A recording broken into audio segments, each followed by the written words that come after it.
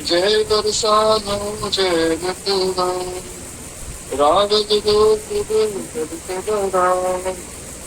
श्री राम जय राम जय जय राम जय जय श्याम जय श्याम जय श्री वृंदावन श्री राम जय जय राम सीताराम जय सीताराम राधे श्याम राधे श्याम श्री राम जय राम जय राम भगवान की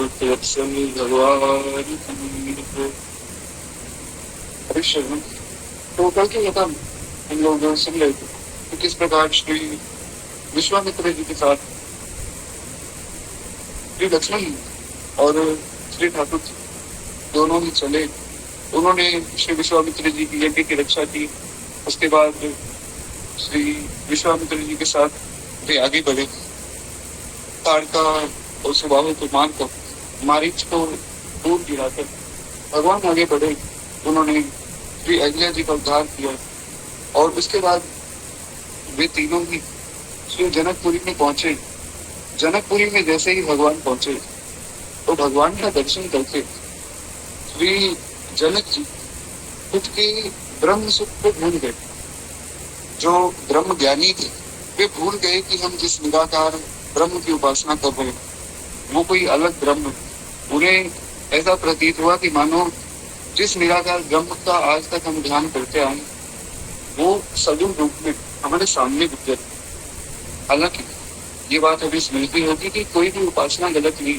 तो अगर भगवान को निराकार रूप में भी मानता है तो ठीक है, वो उपासना भी ठीक है।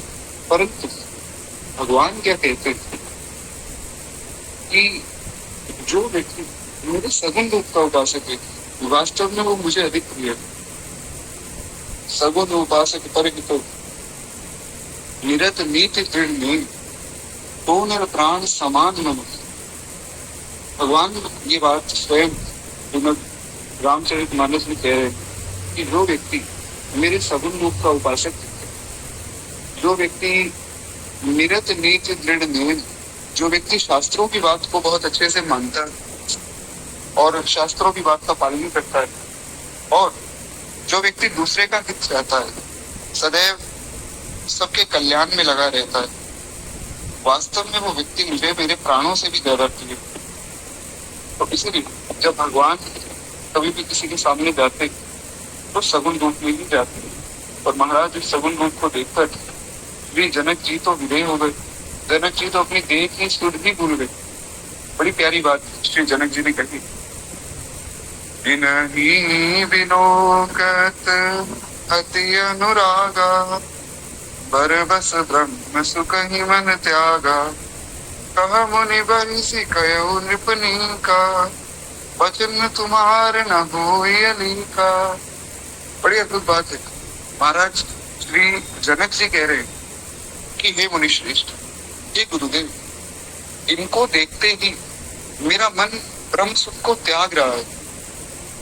मेरा मन अब उस निर्गुण निराकार ब्रह्म में लग ही नहीं रहा। अब मेरा मन बस केवल और केवल इनके इस रूप में लग रहा है। मैं बार बार इनके रूप से आकर्षित हो रहा हूँ। हालांकि मैं ब्रह्म ज्ञानी हूँ और मैं ब्रह्म ज्ञान में सिद्ध हूँ और ब्रह्म ज्ञान में जो सिद्ध हो जाता है उसके लिए कोई रूप, कोई रंग, कुछ भी उसको आकर्षित नहीं कर सकता है। पर इनका रूप देखकर मैं बार बार इनकी तरफ मोहित हो रहा हूँ। मैं अपने चित्त की स्थिति को संभाल नहीं पा रहा हूँ। हे स्वामी, आप कृपा करके मुझे बताइए मैं क्या करूँ। बड़ी प्यारी बात श्री विश्वामित्र जी हंसकर कहते थे। श्री विश्वामित्र जी कहते हैं कि महाराज, आपने बिल्कुल ठीक समझा है। जिनको सारा जगत प्रेम करता है या ऐसा कहे जो सारे जगत को प्रेम करते, ये देखिए ये भगवान, ऐसा उन्होंने कुछ संकेत मात्र में कह दी क्योंकि प्रत्यक्ष रूप से तो कह नहीं सकते। तो यहाँ तक हमने कल की कथा और प्रभु कृपा से चर्चा की थी। अब आगे श्री गोस्वामी जी बड़ी प्यारी बात कह रहे हैं। वे कहते हैं कि अब दोनों भाइयों से और श्री विश्वामित्र जी से मिलकर श्री जनक जी बड़े प्रसन्न हुए और श्री जनक जी महाराज ने उन्हें उनके निवास स्थान पर छोड़ा, यानी कि जनक जी का जो महल था उसमें जहाँ पर भगवान के और श्री विश्वामित्र जी के रहने की व्यवस्था थी, वहां पर उन्हें छोड़कर श्री जनक जी अब पुनः अपने महल में आए और यहाँ पर भगवान अब मिथिला में विचरण करने के लिए लक्ष्मण जी के साथ चलेंगे। और ये लीला बड़ी प्यारी है, इसलिए आप सबसे मेरी बड़ी विनम्र विनती कि थोड़ा सब लोग सावधान होकर बैठ जाए, क्योंकि ये लीला बड़ी अद्भुत है। जो इसको एक बार सुन मात्र लेता है, भगवान का प्रेम सहज ही उसे प्राप्त हो जाता है। एक बार प्रेम से बोलिए भक्तवत्सल भगवान की जय। तो हुआ क्या कि महाराज दोनों भाई गुरुदेव के साथ उस कक्ष में विराजी और श्री गोस्वामी जी कहते, ऋषि संग रघुवंश मणि करी भोजन विश्राम, बैठे प्रभु भ्राता सहित दिवस रहा भर जान।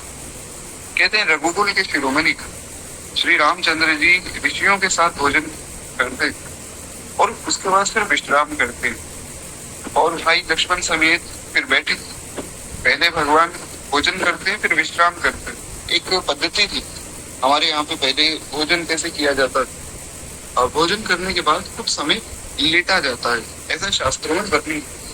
और उसमें भी बहुत विस्तार है कि कैसे लेटना चाहिए, दाईं करवट लेकर ही लेटना चाहिए और केवल 2-4 मिनट ही लेटना चाहिए। ऐसा ना हो कि आपने महाराज भोजन किया और 2-3 घंटे तक सो ही गए, ऐसा ना हो। और उसके बाद जो है उठना है, पेट पर जो है गीले हाथ लगाने, इस प्रकार बहुत विस्तृत वर्णन शास्त्रों में किया गया है। तो यहाँ पर वही बात श्री गोस्वामी जी बता रहे हैं कि पहले भगवान भोजन करते हैं सब ऋषियों के साथ, उसके बाद फिर भगवान उठते हैं और उठकर फिर भगवान विश्राम करते हैं और विश्राम करने के बाद फिर लक्ष्मण जी के साथ बैठते हैं और कहते हैं उस समय प्रहर भर दिन रह गया था, यानी कि केवल 3-4 घंटे का दिन रह गया था, उसके बाद बस शाम होने वाली थी। तो फिर भगवान ने गुरुदेव से कहा, अब महाराज बड़ी प्यारी बात श्री ठाकुर जी गुरुदेव से कहते हैं, लखन हृदय लालसा विशेषी, जाई जनकपुर आई देखी, प्रभु गए बहुरी मनु ही सक चाही, प्रगट न कहि मन ही मुस्काही। अब महाराज लक्ष्मण जी के हृदय में बड़ी विशेष लालसा हुई कि जाकर जनकपुर तो देख के आवे, परंतु श्री राम जी का डर है तो बोले कैसे। देखिए बड़ी प्यारी बात है, जब भी हम कुछ बात कहे तो इस बात का ध्यान रखें कि इससे हमारे घर के बड़े लोगों की और हमारे गुरुजनों की, संतों की मर्यादा तो नष्ट नहीं होती। हमें उस मर्यादा का ध्यान रखना चाहिए। इसीलिए लक्ष्मण जी बोलना तो चाहते हैं, पर बड़े भैया सामने बैठे, वो क्या समझेंगे, ये बात सोचकर श्री लक्ष्मण जी बोल नहीं पा रहे। और ये बात भी ध्यान रखनी चाहिए कि अगर हम घर के बड़े तो बच्चों के मन की बात भी माननी चाहिए। राम जी समझ गए कि लक्ष्मण जी कुछ कहना चाहते हैं पर मेरे डर से कह नहीं पा रहे, तो इसलिए प्रकट में तो वे कुछ बोले नहीं और मन ही मन वे मुस्कुरा रहे। अंतर्यामी श्री भगवान लक्ष्मण जी के मन की दशा जानते हैं और जानकर, अब भगवान तो भगवान है, भक्त वत्सल है, भगवान का ये वचन है कि राम सदा सेवक रुचि राखी। भगवान ने कहा है कि जो भी मेरा भक्त रुचि करता है, जो भी वो मांगता है, मैं सदैव उसे देता हूँ। हाँ, अगर कोई चीज ऐसी है जो उसके हित में नहीं तो वो उसे नहीं देता हूँ। बाकी मेरा भक्त जैसे ही कुछ इच्छा करता है मैं तुरंत उसे वो वस्तु दे देता हूँ। तो यहाँ पर भगवान ने देखा कि लक्ष्मण जी घूमना चाहते हैं और कुछ बोल नहीं पा रहे, तो भगवान स्वयं ही अपने गुरुदेव से कहते हैं, बड़ी प्यारी बात, परम विनीत सब मुस्काही, बोले गुरु अनुशासन पाही, नाथ लखन पुर देखन चहई, प्रभु सकोच डर प्रगट न कहई, जो राउर आयुष में पावा, नगर दिखाए तुरंत ले आऊं। बड़ी प्यारी बात है। कहते महाराज, हे गुरुदेव, ये लक्ष्मण मिथिला घूमना चाहते हैं, लक्ष्मण मिथिला देखना चाहते हैं, पर स्वामी आपके डर से कह नहीं पा रहे, आपके संकोच से कह नहीं पा रहे। अब देखिए बड़ी प्यारी बात है, श्री राम जी ने ये नहीं कहा कि मेरा डर है, राम जी ने कहा कि स्वामी आपका डर है। जब कोई हमसे भी बड़ा हमारे सामने हो तो हमें उनके सामने झुक जाना चाहिए, सदैव छोटे बनकर रहना चाहिए, और गुरुजनों के सामने तो सदैव ही छोटे बनकर रहना चाहिए। तो कहते कि महाराज आप आज्ञा दीजिए, हे गुरुवर आप आज्ञा दीजिए तो मैं लखन को ले जाता हूँ और लक्ष्मण को जरा मैं मिथिला नगरी घुमा लाता हूँ, इनके मन की जो है भावना भी रह जाएगी, और तुरंत ले आऊंगा, नगर दिखाई तुरंत ले आऊंगा, ऐसा बहुत ज्यादा समय नहीं लगाऊंगा। तो गुरुजी ने कहा कि भैया लक्ष्मण के मन में भाव है तो आपको क्या करना है, जाके आप यहाँ बैठो। भगवान ने कहा नहीं नहीं, ये बच्चा है, छोटा है अभी। तो गुरुजी ने कहा कि राम जी छोटे तो आप भी हो, 15 वर्ष के हो, आप कौन सा बहुत बड़े हो गए। तो राम जी ने कहा कि इसको रास्ता नहीं पता ना मिथिला का। अब लक्ष्मण जी मन ही मन सोच रहे हैं कि जाना तो स्वयं भी चाहते हैं, क्यों, क्योंकि जानकी जी से मिलना है महाराज, किशोरी जी का दर्शन करना है, और अब गुरु जी के सामने बोल नहीं पा रहे हैं, तो मेरा नाम लेकर और मेरे कंधे पर बंदूक रख के चला रहे हैं। पर चलो कोई बात नहीं, मैं क्या बोलूं। तो लक्ष्मण जी खड़े खड़े देख रहे हैं पीछे, और महाराज बड़ा मधुर संवाद हो रहा है। गुरु जी ने कहा कि देखो राम, छोटे तो तुम भी हो और रास्ता तुम्हें भी नहीं पता है, तुम कितनी बार आए हो मिथिला आज तक। राम जी बोले कि आया तो मैं भी नहीं। तो बोले तुम्हें कैसे रास्ता पता, फिर जितना रास्ता लक्ष्मण को पता है उतना ही तुम्हें पता है। तो भगवान ने कहा कि गुरुदेव फिर भी क्या है कि जैसे लक्ष्मण जाएगा, छोटा बच्चा है, मन में कुछ भाव आया कि चलो और देख कर आवे और देख कर आवे, तो ऐसा बाजारों में घूमता रहेगा, बहुत समय लगाएगा। अब मेरा तो क्या है, मैं जाऊंगा और तुरंत जो है लौटा लाऊंगा।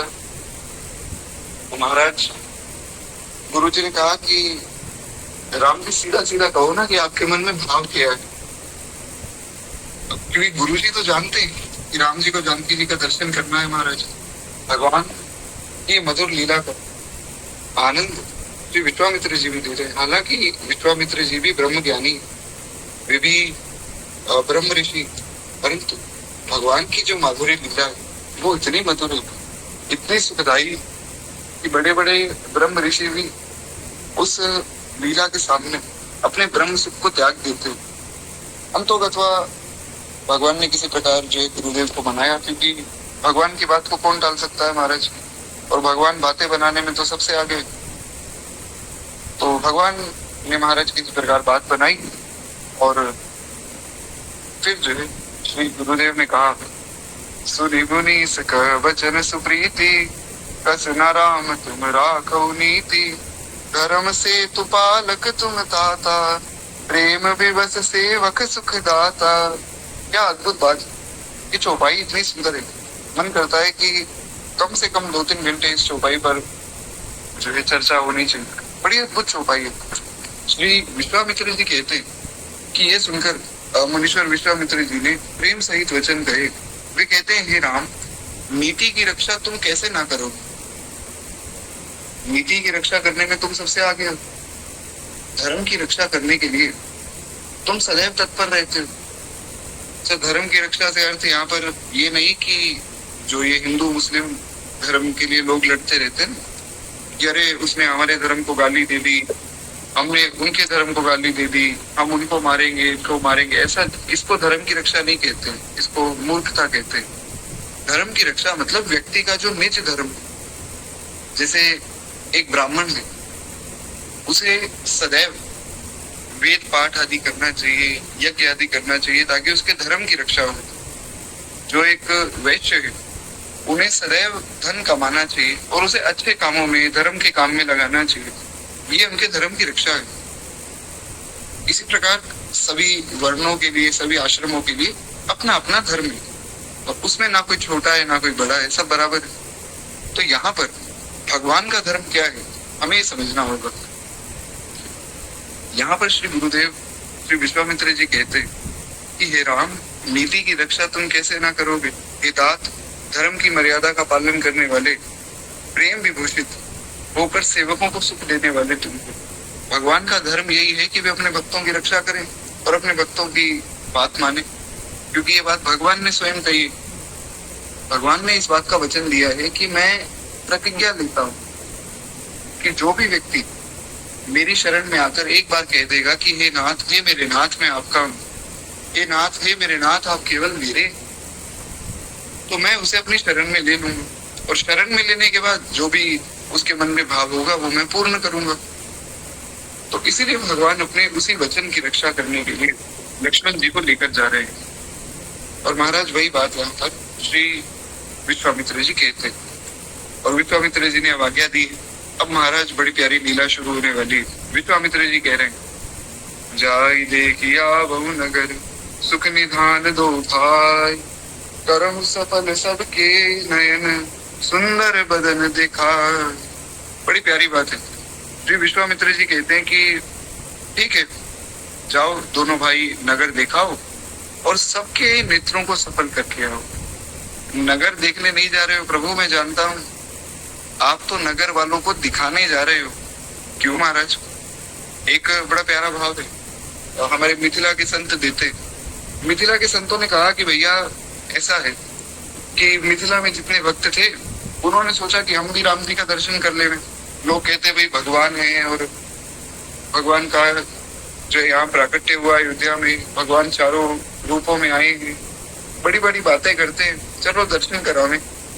पर फिर उनके मन में भाव आया कि हम तो मिथिला निवासी, अरे मिथिला छोड़कर कहाँ जाएंगे। तो सबने सोचा कि अब महाराज दर्शन कैसे किया जाए।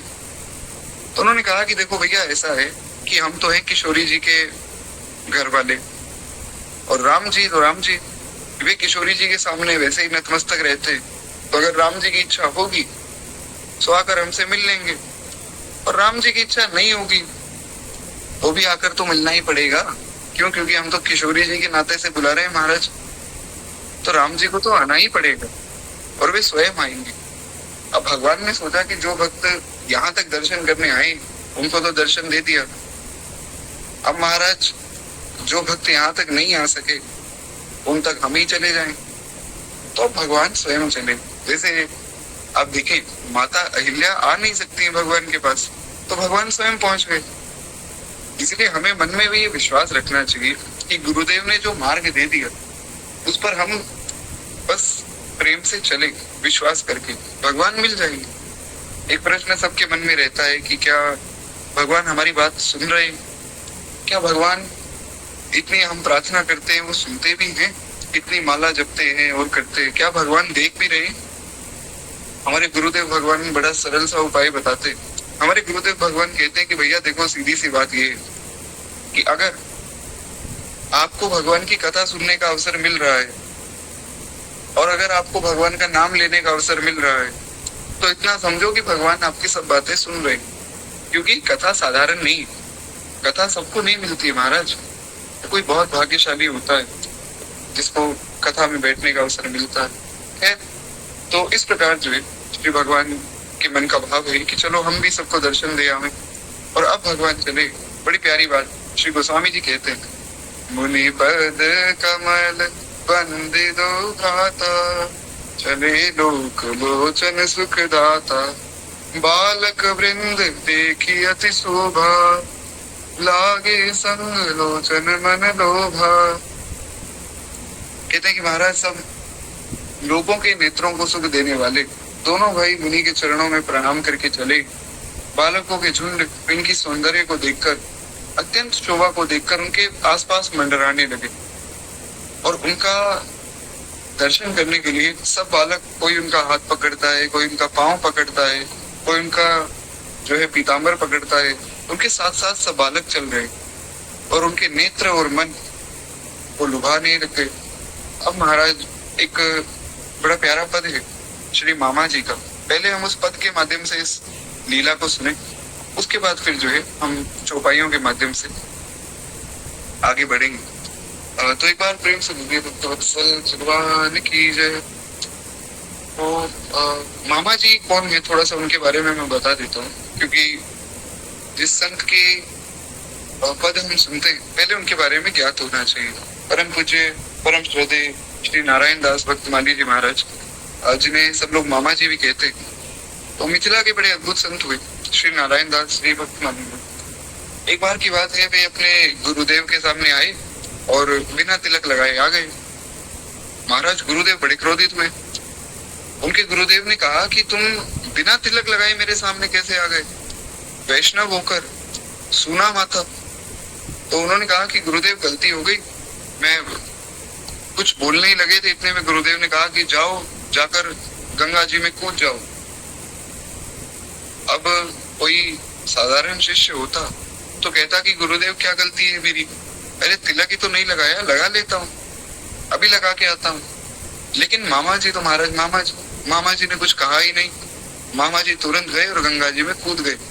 ये भी नहीं देखा कि मुझे तैरना नहीं आता है, ये भी नहीं देखा कि मेरी कोई बहुत बड़ी गलती नहीं है। गुरुदेव ने आज्ञा दी है कि जाकर गंगा जी में कूदना है तो कूदना है, बात खत्म हो गई। तो महाराज श्री मामा जी गंगा जी में जाकर कूद गए और जैसे ही कूदे साक्षात श्री किशोरी जी वहां प्रकट हुई और साक्षात श्री जगत नंदिनी श्री जानकी जी ने उनका हाथ पकड़कर उन्हें कहा, भैया तुम्हारी परीक्षा चल रही थी और आज तुम परीक्षा में उत्तीर्ण हो गए।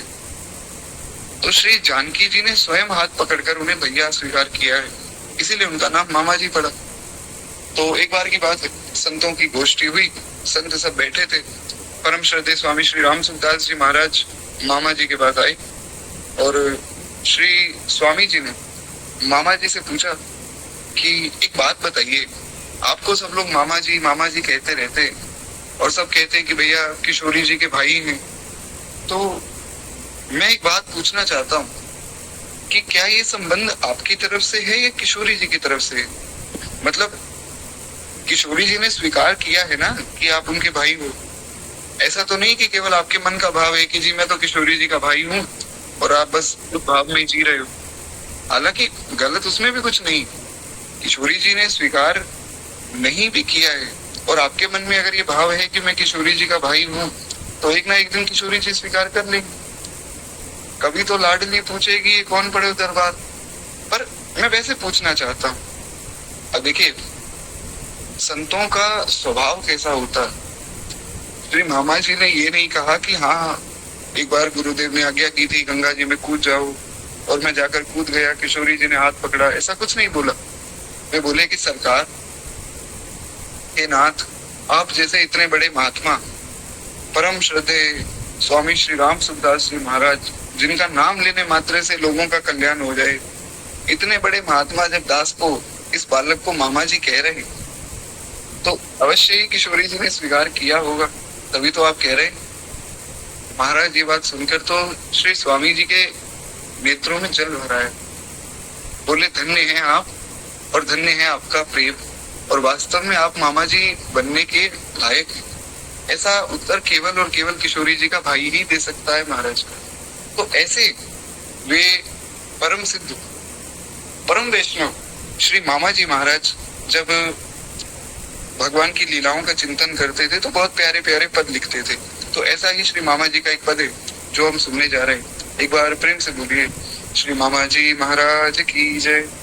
वे लिखते हैं, सखी गली गली घूमत अवध के किशोर, गली गली घूमत अवध के किशोर, जिनको देख देख आज भयो मिथिला में शोर, जिनको देख देख आज भयो मिथिला में शोर, सखी गली गली घूमत अवध के किशोर, रस भरी चितवन नयन की को। बड़ा प्यारा भाव है। महाराज कहते कि जब भगवान निकले मिथिला में दर्शन करने तो सब सखियां एकत्रित हो गई। कोई अपने घर की छत से देख रही हैं, कोई घर के चबूतरे से देख रही है। जिसको जहाँ ठौर मिलती वहां खड़ी होकर वो सखी दर्शन करती और अपनी दूसरी सखी को बताती, सखी गली गली घूमत अवध के किशोर। अब महाराज मिथिला में शोर हो गया कि दो बड़े सुंदर, बड़े ही अद्भुत दो भाई अयोध्या जी से आए हैं और महाराज गली गली में घूम रहे हैं, तो क्यों ना दर्शन करके आवे। तो कहते रस भरी चितवन नयनन की को, मुस्कान देख जिया उठत किलो, ओ सखी गली गली घूमत अवध के किशोर। कहते हैं कि महाराज अब आपस में सखियां चर्चा कर रही हैं। कहते हैं कि देखो देखो, अरे सखी रस भरी चितवन है और नेत्रों को तो ऐसा सुख देते हैं, मन करता है देखते ही रहो। तो एक सखी ने कहा कि एक बार ये मुस्कुरा देना देखकर, हमारा तो जीवन सफल हो जाए। तो नव विवाहित स्त्रियां हैं वे देख रही हैं और देखकर बड़ी व्याकुल हो रही हैं कि एक बार दर्शन हो जावे। क्योंकि अब आप देखिए, सब लोग जो है संभव हो तो आंखें बंद करके इमेजिन कीजिए कि क्या दृश्य वहां होगा। महाराज बड़ा अद्भुत दृश्य है, आपको आनंद आ जाएगा। सोचिए सब लोग जो है अपने अपने घरों के बाहर खड़े, जो पुरुष है, स्त्रियां तो घर के बाहर आ नहीं सकती, पहले की मर्यादा ऐसी थी।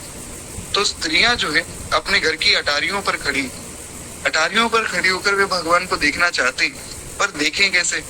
भगवान के सिर पर मुकुट है और भगवान चलते जा रहे हैं, तो ऊपर से भगवान के मुख का दर्शन नहीं हो रहा है।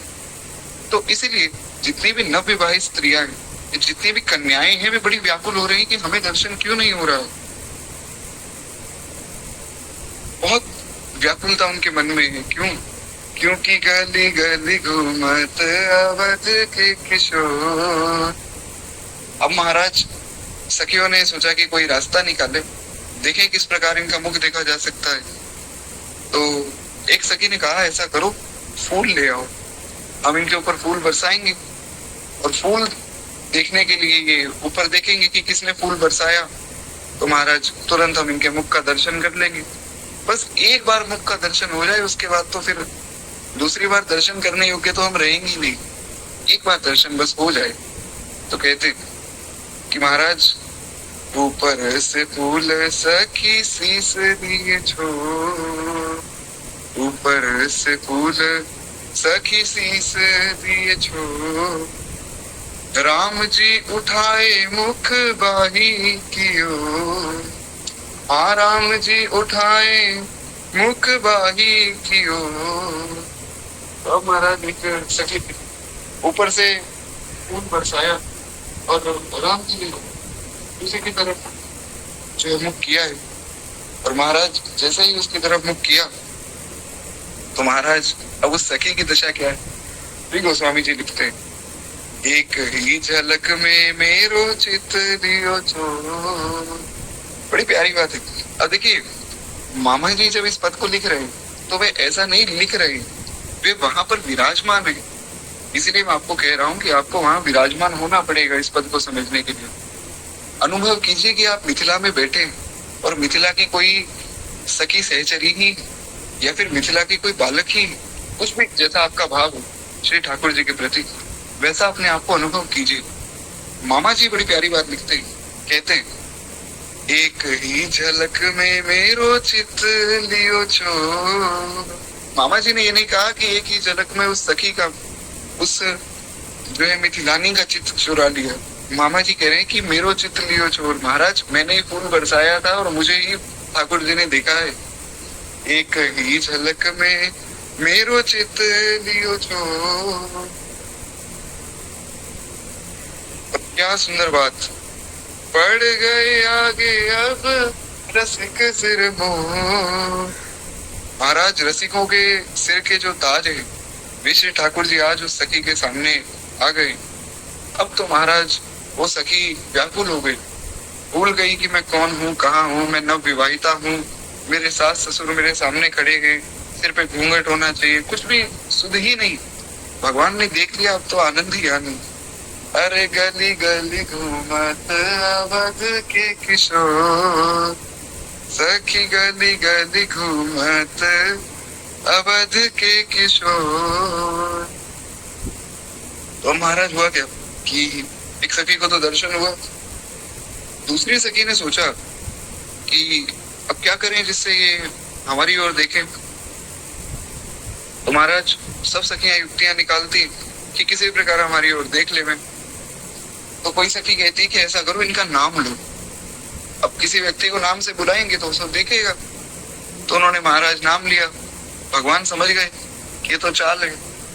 भगवान ने कहा लक्ष्मण ऊपर मत देखना। लक्ष्मण जी ने कहा प्रभु कोई हमारा नाम ले रहा है, शायद हमें जानता हो। राम जी बोले नहीं नहीं मैं तुम्हें कह रहा हूं ना, यहाँ ये सब माया का प्रभाव चल रहा है, इसलिए ऊपर मत देखना। अब इसमें एक जो है भाव अध्यात्म से भी जुड़ा हुआ है, जिसमें बहुत विस्तार हम नहीं करेंगे क्योंकि हमें तो रस चर्चा करनी। एक भाव ये है कि महाराज भगवान सदैव अपने भक्त के जीव के आगे आगे चलते और उसे माया से बचाते रहते। तो लक्ष्मण जी यहाँ जीव है, भगवान तो भगवान है, और जो सखियां हैं वे माया के रूप में लीला कर रही। ऐसा नहीं कि वे माया है, पर वे लीला कर रही ताकि जीवों को शिक्षा मिले। तो हमें बात समझनी है कि हमें जो शास्त्रों की आज्ञा है, जो गुरुदेव की आज्ञा है, उसके अनुसार चलना है, वरना हम माया में भटक जाएंगे। क्या तो महाराज उन्होंने नाम लिया, भगवान ने देखा नहीं, तो उन्होंने कहा ऐसा करो इनके पिताजी का नाम लो। पिताजी का नाम लेंगे तब तो देखना पड़ेगा। तो एक सखी ने कहा कि देखो जो आगे चल रहे हैं उनके जो है उनका नाम है राम, और पीछे चल रहे उनका नाम लक्ष्मण, और इन दोनों के पिता श्री दशरथ जी। पिताजी का नाम लिया तो लक्ष्मण जी ने कहा भैया अब तो देखो ऊपर, क्या पता कोई हमारा जानकार हो। राम जी ने कहा नहीं नहीं चुपचाप चलो। तो महाराज अब उन्होंने कहा माताओं का नाम लो। बोले ये जो आगे चल रहे हैं इनकी माता कौशल्या, और जो पीछे बहुत ही सुंदर गौर वर्ण के जो बालक है उनकी माता सुमित्रा, और दो इनके और भी भाई हैं, वे यहाँ आए नहीं। अब तो महाराज लक्ष्मण जी बोले कि प्रभु एक बार मैं नजर उठाकर देख लूं। इतने में महाराज हमारे वृंदावन के ठाकुर होते, वे इतना सुनते ही ऊपर पहुंच जाते। राम जी तो राम जी, संकोची ठाकुर जी। हालांकि ठाकुर जी में कोई भेद नहीं है, ठाकुर जी तो एक ही, पर लीला ऐसी। तो महाराज चुपचाप भगवान चलते जा रहे हैं। अंतोगत्वा जब सब सखियां बड़ी व्याकुल हो गई और व्याकुल होकर भगवान की तरफ देखने लगी, तो भगवान ने कहा कि चलो कोई बात नहीं, कृपा कर ही देते हैं। बहुतों की तो है ही भगवान, वे हर रूप में है, चाहे राम रूप हो चाहे कृष्ण रूप हो, तो थोड़ा कौतुक तो करते ही, लेकिन उसके बाद फिर भक्तों के मन का भाव भी रखते। अब महाराज जैसे ही सबको भगवान ने देखा है, सब सखियां बड़ी प्रसन्न हो गई, और सखियां अब विधाता से प्रार्थना करती। बड़ी सुंदर प्रार्थना है। हमारे यहाँ वैष्णवों में एक बड़ी प्यारी बात है कि भगवान का मंगलाशासन किया जाता है, भगवान के मंगल की कामना की जाती है, और ये सबसे ऊंची अवस्था है भक्ति की, जहाँ अपने मंगल को छोड़कर भगवान के मंगल की कामना की जाती है। तो कहते हैं विधाता से मांगे हम ये ही कर जो, सब सखियां कह रही कि विधाता से मांगे हम यही कर जो। कहते हैं हमारी बस विधाता से यही प्रार्थना है, हाथ जोड़ के ये प्रार्थना है, अरे शिव का धनुष कल यही दे में तो, शिव का धनुष कल यही दे में तो, सखी गली गली घूमत अवध के किशोर। बड़ा प्यारा भाव। सब सखियां कहती हैं कि भगवान करे कि शिव जी का धनुष कल इनके हाथ से ही टूटे। अरे हमारी जानकी का विवाह इनसे ही हो, कितने सुंदर है। ये है भक्ति की सबसे सर्वोच्च सीमा, जहां अपने सुख की कामना नहीं है। वे लोग ये नहीं कह रहे कि हमारा विवाह इनसे हो जाए, सब सखियां कह रहे हैं कि हमारी किशोरी, हमारी लाडली जानकी का विवाह इनसे हो, जिसमें अपने स्वामी का, अपने प्रियतम के सुख की कामना हो। इसे कहते हैं प्रेम, ये प्रेम का मार्ग है। तो सब सखियां कहते हैं कि हमारी किशोरी श्री जानकी जी का विवाह इनसे हो जावे, हम आनंदित हो जाएंगे। नारायण नेह निधि करत निहो, नारायण नेह निधि करत निहो कि राम जी और सिया जी का हुए गठजोड़। मामा जी कहते हैं कि महाराज जब सब सखियों ने प्रार्थना की है तो हम भी प्रार्थना करें। तो नारायण नेह निधि करत निहो कि राम जी और सिया जी का हुए गठजोड़। ओ सखी गली गली घूमत अवध के किशोर, गली गली घूमत अवध के किशोर। तो अब आपस में सखियां चर्चा कर रही कि महाराज अगर मान लो इनका विवाह हो गया तो इनकी जोड़ी कैसे लगेगी। अरे सखी सोचो सोचो कैसे लगेंगे ये दोनों। तो एक कोई बड़ी कौतुकी सखी वहां खड़ी थी, बड़ी कौतुकी मिथिलानी थी। उन्होंने कहा कि जैसे है किशोरी सिया अंग अंग गो। बड़ी प्यारी बात है। वे कहते हैं कि जैसे है किशोरी सिया अंग अंग गो, ऐसे ही कौशल्या जी के लाल चित चो। सखी गली गली घूमत अवध के किशोर। बड़ा प्यारा भाव है। एक सखी ने कहा कि अरे ये राम जी तो बड़े काले और हमारी किशोरी जी इतनी गोरी। तो वो दूसरी सखी कहती कि कोई बात नहीं, काले हैं तो क्या हुआ। अरे जैसे हैं किशोरी सिया अंग अंग गो। मैं मानती हूँ हमारी किशोरी तो अंग अंग से गोर है, लेकिन ऐसे ही कौशल्या जी के लाल चित चोर। राम जी काले हैं तो क्या हुआ, महाराज चित्त को चुराने वाले तो हैं। एक बार की बात है, दो संतों का मिलन हुआ। एक संत महाराज वृंदावन से आए और एक संत मिथिला से आए। अब तो महाराज दोनों में खूब प्रेम से मिलन हुआ तो बात चली भगवत की, क्योंकि संत जहाँ बैठते वहां भगवत चर्चा ही होती। तो दोनों संत बैठे, भगवान की बात चली और चलते चलते दोनों में लड़ाई हो गई। अब वहां एक सेठ जी बैठे थे। सेठ जी ने देखा कि दो संत आपस में लड़ रहे हैं। ये तो मैं पहली बार देख रहा हूँ, चलो देखें। संतों में भी भैया लड़ाई होती है, मैंने तो सुना ही नहीं, देखते हैं क्या लड़ाई होती है। तो महाराज वहां पर दोनों संत आपस में बहस कर रहे थे। एक संत ने, जो मिथिला के संत थे, उन्होंने कहा कि अरे भैया तुम कहाँ इस चोर के चक्कर में पड़ गए।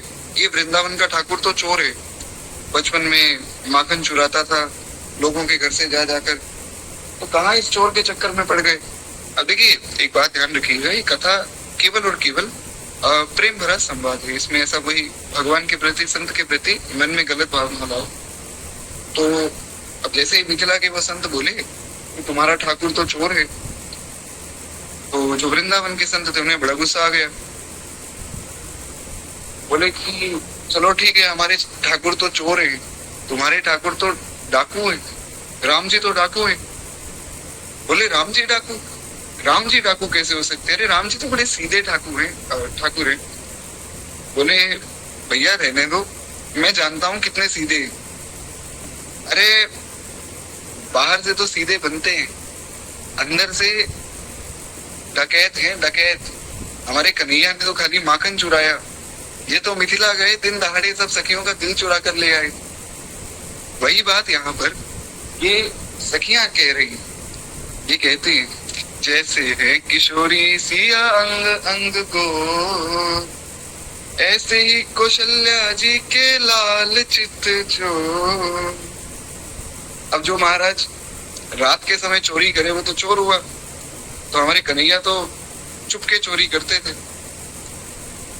पर तुम्हारे राम जी वो तो दिन दहाड़े जाकर सबका दिल चुरा लाए, तो इसलिए वे हैं डाकू। महाराज ऐसा अद्भुत भाव लिखकर श्री मामा जी कहते हैं कि अब सखियां चर्चा कर रही कि अच्छा चलो मान लो जानकी जी से इनका विवाह हो गया, उसमें तुम्हारा क्या लाभ, अरे तुम्हें क्या मिलेगा।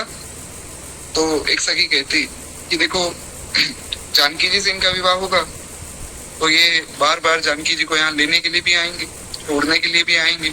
अरे ससुराल में तो आएंगी, क्षमा चाहूंगा, अपने जो है माता पिता के घर तो वे वापस आएंगे, उसके बाद ही ससुराल जाएंगे। तो जब वे इन्हें छोड़ने आएंगे और लेने आएंगे तब हम इनका दर्शन करेंगे।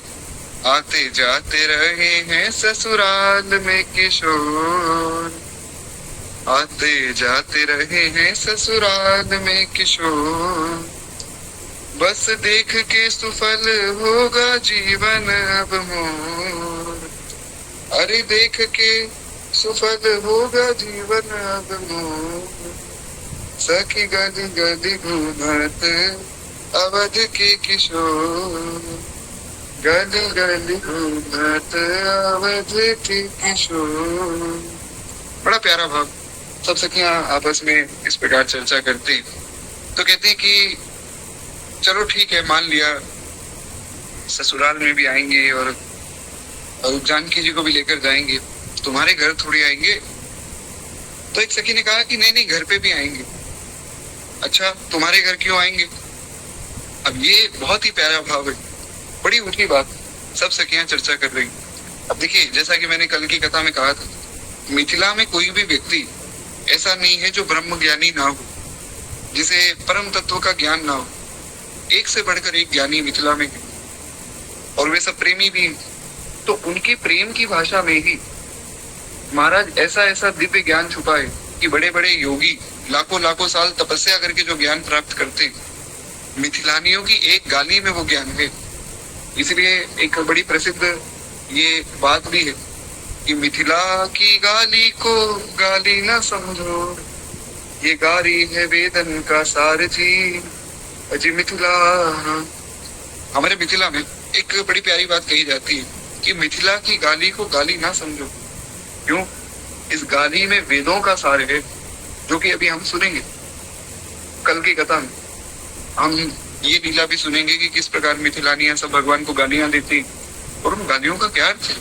अब देखिए, एक अंत में बड़ी प्यारी बात श्री मामा जी कहते हैं, हम सब सिया जी की सखी बर जो,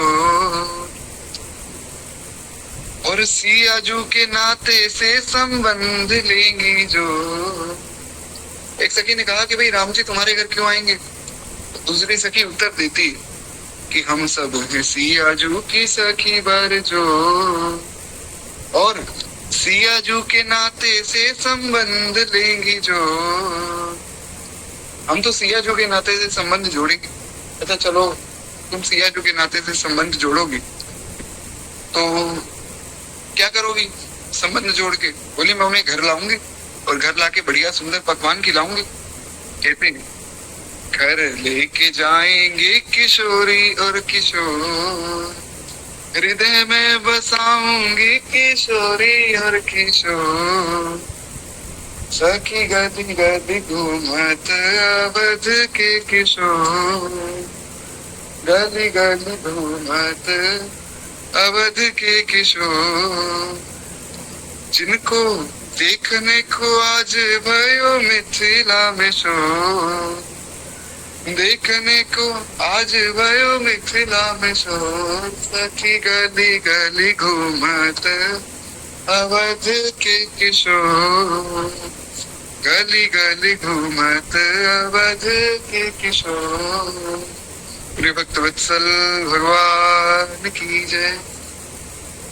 तो कुछ इस प्रकार श्री मामा जी महाराज वर्णन करते। एक बार प्रेम से बोलिए बक्सर वाले मामा जी महाराज की जय। तो यही बात श्री गोस्वामी जी चौपाइयों के माध्यम से कहते। हम लोग केवल चौपाइयां सुने, सरलार्थ तो हम कर ही चुके। गोस्वामी जी कहते, पीत बसन परिकर कट बाधा, चारु चाप सर सोहत दाता, तन अनुहरत सुहरचन खोरी, श्यामल गोर मनोहर जोरी, के हरि कंदर बाहु विशाला, पुर अति रुचिर नगर नव माला, सुभग सोन सर सिरहु लोचन, बदन मयंक तापत्रय मोचन, कानहि कनक फूल छवि देखी, चितवत चितहि चोर जन देखी, चितवन चार ब्रिकट बर बाकी, तिलक रे की शोभा जन झाकी। अब देखिए, एक प्रश्न आया था पिछली बार एक कथा में मैंने कहा था कि नाना भांति राम अवतारा, रामायण सतकोटि अपारा। गोस्वामी जी ने वर्णन किया। गोस्वामी जी कहते हैं कि भैया अनेक प्रकार से भगवान अवतार लेते हैं, हर एक युग में आते हैं, अवतार होता है, अनेक प्रकार की लीलाएं होती हैं। तो एक प्रश्न आया कि भाई आपने कथा में ये तो कह दिया कि रामायण सतकोटि अपारा, 100 करोड़ से ज्यादा रामायण है, लेकिन 100 करोड़ से ज्यादा रामायण लिखने का मतलब क्या हुआ? अरे रामायण की कथा तो एक ही है, उस कथा को 100 करोड़ बार क्यों लिखा गया? तो हमें यहाँ ये समझना है कि रामायण की कथा एक नहीं। क्यों? जाकी रही भावना जैसी, प्रभु मूरत देखी तिन तैसी। अब जिसकी जैसी भावना है महाराज वो वैसी कथा लिख रहा है। गोस्वामी जी ने जो देखा वो गोस्वामी जी ने लिखा, और मामा जी ने जो देखा वो मामा जी ने लिखा। अब मामा जी ने जो देखा वो तो आप सुन चुके। गोस्वामी जी देखिए कितनी सुंदर बात लिखते हैं। गोस्वामी जी कहते हैं कि महाराज भगवान श्री लक्ष्मण जी के साथ चले और पीले रंग के भगवान के सुंदर वस्त्र, कमर में सुंदर जो है दुपट्टा यानी कि करदनी जो है भगवान ने बांधी, हाथों में सुंदर धनुष बाण शोभित हो रहे हैं, श्याम और गौर वर्ण है, और शरीर जो है भगवान का बड़ा अनुकूल है, यानी कि ऐसा शरीर है कि जिस शरीर पर जो रंग डालो वो ही सुंदर लगता है। और कहते हैं कि सांवरे और गोरे की ये जो मनोहर जोड़ी है, कोई एक बार दर्शन कर ले तो बस उनका होके रह जाए, लुट जाए महाराज। ऐसी सुंदर जोड़ी, सिंह के समान भगवान की पुष्ट गर्दन है और सुंदर विशाल भगवान की भुजाएं, और इतनी विशाल भुजाएं हैं कि कोई भी भक्त भगवान से दूर नहीं। अब देखिए जगन्नाथपुरी में तो श्री ठाकुर जी भुजाएं उठाकर खड़े हैं कि आओ मेरे भक्तों मेरे गले लग जाओ। बड़े करुणामय ठाकुर हैं हमारे जगन्नाथ जी। तो भगवान की जो भुजाएं हैं वे आजानुलंबित भुजाएं, वे इसीलिए आजानुलंबित है कि मेरा कोई भक्त कितना ही दूर बैठा हो, कोई सोचे कि भैया मैं तो वृंदावन में नहीं रहता, नहीं रहते तो कोई बात नहीं, हमारी भुजाओं से दूर नहीं हो, तुम हमारी भुजाओं के पास हो, तुम सदैव हमारे हृदय के पास हो। ऐसा भगवान विश्वास दिलाते। कहते कि छाती पर अत्यंत सुंदर भगवान की जो है गजमुक्ता की माला है, सुंदर लाल कमल के समान भगवान के नेत्र हैं, और तीनों तापों से छुड़ाने वाले चंद्रमा के समान भगवान का वो ऐसा सुंदर मुख कि जिसको कोई एक बार देखे तो देखता रह जाए। कानों में सोने के कर्णफूल शोभा दे रहे, और देखते ही मन को चुरा लेने वाली भगवान की सुंदर छवि। उनकी चितवन बड़ी मनोहर है, भगवान की सुंदर दृष्टि बोहे, और तिलक की रेखाएं ऐसी सुंदर हैं कि मानो शोभा पर भी मोहर लगा दी हो। भगवान का जो तिलक है वो इतना सुंदर लग रहा है कि ऐसा लगता है मानो जो ये शोभा है उस पर मोहर लगा दी हो कि बस इनसे ज्यादा सुंदर कोई हो ही नहीं सकता है। आगे गोस्वामी जी कहते हैं कि सिर पर सुंदर जो है चौकोनी टोपी, भगवान बड़ी सुंदर टोपी महाराज पहन के गए थे, तो बड़ी सुंदर चौकोनी टोपी, काले और घुंघराले बाल, और दोनों भाई नख से लेकर शिक तक यानी कि पांव के अंगूठे से लेकर अपने सिर के बालों तक सुंदर है। कोई भी एक अंग ऐसा है ही नहीं भगवान का जो सुंदर ना हो, और सारी शोभा जहां जैसी चाहिए वैसी ही है। अब गोस्वामी जी कहते हैं कि भैया इतना वर्णन तो मैंने कर दिया, आगे क्या लिखूं? तो उन्होंने कहा कि ऐसा समझो कि जो जैसी शोभा जिस चीज की होनी चाहिए वो वैसी शोभा है, मतलब इतना समझ लो कि इनसे सुंदर कुछ भी नहीं। दोनों भाई इतने सुंदर लग रहे कि जितने भी पूर्ववासी हैं वे सब दौड़ कर आए, अपना काम छोड़कर आ गए कि देखे भैया कौन आया है। काम सब त्यागी, मनहु रंग निधि लूटन लागी। सब लोगों ने अपना काम धंधा छोड़ दिया, मानो दरिद्र को आज खजाना मिल गया। ऐसा लगता है कि मानो कोई बहुत समय से दरिद्र था जो चाहता था कि बस एक सोने की मुद्रा मिल जाए, कुछ एक टूक रोटी मिल जाए, कुछ तो मिल जाए, और आज उसके हाथ खजाना लग गया हो। दौड़कर सब लोग जा रहे हैं, घरों के बाहर, दुकानों के बाहर, अटारियों में, छतों में, जहां जिसको जगह मिलती तुरंत जाकर खड़े हो रहे, भगवान का दर्शन करते। और क्या सुंदर बात श्री गोस्वामी जी लिखते हैं कि निरखी सहज सुंदर दो भाई, कोई सुख लोचन फल पाई, जुगति भवन जरोखन लागी निरखी राम रूप अनुरागी। बड़ी प्यारी बात है। श्री गोस्वामी जी कहते हैं कि महाराज स्वभाव से ही सुंदर दोनों भाइयों को देखकर वे लोग नेत्रों के फल को पा रहे हैं। नेत्र जिस काम के लिए मिले थे, उन्हें लगता है कि आज हमारे नेत्रों का मिलना सफल हो गया। श्री अपरम वैष्णव परम भागवत भगवान शंकर ये बात कहते हैं। बालकांड में हमने सुना था, भगवान शंकर ने बात कही थी कि हे पार्वती, नयन ही संत तरस नहीं देखा, लोचन मोर पंख करी लेखा। भगवान शिव ने कहा था कि जो अपने नेत्रों से संतों का, भगवान का दर्शन नहीं करता है, उसके नेत्र बेकार है।